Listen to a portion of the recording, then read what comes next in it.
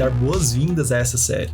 Ela faz parte do estudo desenvolvido pelo Laboratório Invisível, do Invisible College, sobre competências para o futuro.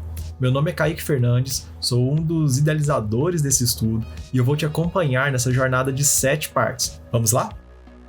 Para começar a nossa série, eu gostaria de, primeiramente, fazer uma breve introdução sobre o que nos motivou e quais são os desdobramentos desse estudo sobre competências para o futuro.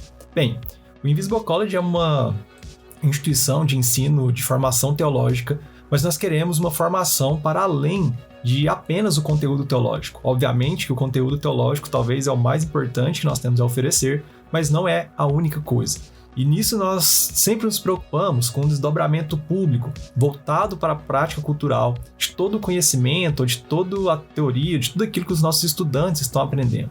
E dentro desse contexto, uma reflexão que sempre passa por nós, que nós sempre conversamos, é quais competências ou quais habilidades que um oficial da igreja ou um profissional liberal precisa ter em um cenário emergente.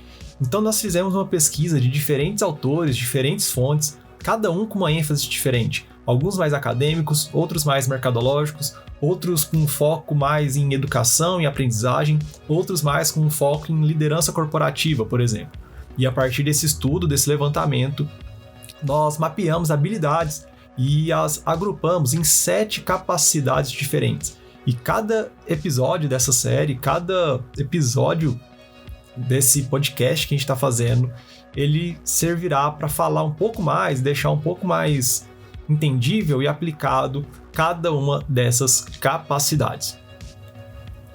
A primeira delas é a capacidade adaptável.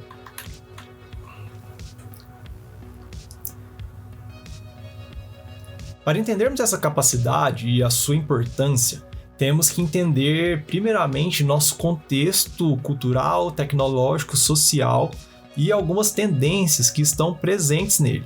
Algumas delas, para dar um exemplo, seriam o mobile, o real-time e a desincronização social. Se você não sabe, por exemplo, desincronização social é uma ideia de que as coisas no nosso atual contexto, devido à conectividade e às possibilidades de conexão, elas não acontecem mais todas no mesmo horário ou todas da mesma forma, na mesma sincronia. E um exemplo talvez mais óbvio disso, talvez seria a jornada de trabalho. Se a gente pensa num padrão de jornada de trabalho, normalmente ele era das 8 da manhã às 6 da tarde, ou alguma faixa dentro desse período.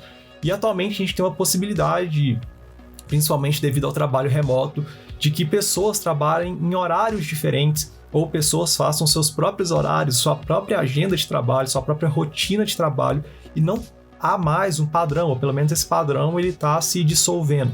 Então, isso é um exemplo do que é chamado de desincronização social. Então, desincronização social, a ideia de dispositivos móveis, de mobile e de real-time, ou seja, de informações, de conteúdos em tempo real. Se você, por exemplo, pensa em alguns anos atrás, algumas décadas atrás, você precisaria ver um jornal que passa à noite na televisão ou o jornal impresso no dia seguinte para ter alguma notícia, e atualmente você abre seu Twitter e instantaneamente você recebe todas as notícias, ou pelo menos as notícias relacionadas às pessoas que você segue, ou jornalistas, ou os influenciadores, enfim, as pessoas que estão na sua rede de contato, mas tudo isso acontece em tempo real. Então é necessário adaptar diante da velocidade das mudanças e da fluidez do nosso mundo. Nós estamos em um contexto social que é cada vez mais complexo, que cada vez mais tem variáveis diferentes, que tem conteúdos diferentes, informações diferentes, nuances diferentes. Então, um pensamento adaptável e a flexibilidade cognitiva são 2 habilidades fundamentais para qualquer pessoa dentro desse contexto emergente. E juntamente com isso, ter abertura e orientação para mudanças.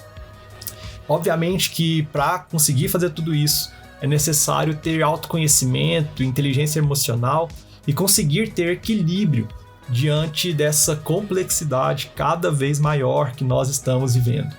E a teologia é uma disciplina, como muitas pessoas sabem, que dialoga com diversas áreas do saber. A teologia não é uma disciplina que é, num certo sentido, fechada em si mesmo, mas ela está em constante diálogo com diversas áreas.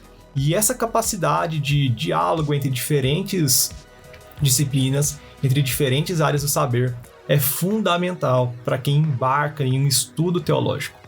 E durante os estudos, essa capacidade é desenvolvida e aplicada quando você, por exemplo, precisa se organizar diante de uma nova rotina, ou precisa equilibrar os estudos com a vida emocional, ou então o convergir conteúdos de duas áreas do saber diferentes na hora de compor um artigo, na hora de expressar uma opinião, na hora de, sei lá, gravar um podcast, ou até mesmo uma pregação, ou na exposição de algum tema, na hora de tecer um comentário. Então, tudo isso está relacionado com essa primeira capacidade, que é a capacidade adaptável, de se adaptar às mudanças do nosso contexto, às mudanças sociais, à velocidade do mundo e conseguir adaptar diante de áreas do saber diferentes, tudo isso tendo um autoconhecimento e gerindo a sua própria carga cognitiva e emocional, tá sabendo, conseguindo gerir tudo isso de uma forma que seja equilibrada com a sua realidade, que seja equilibrada com a sua capacidade, que seja equilibrada com as suas próprias limitações, inclusive.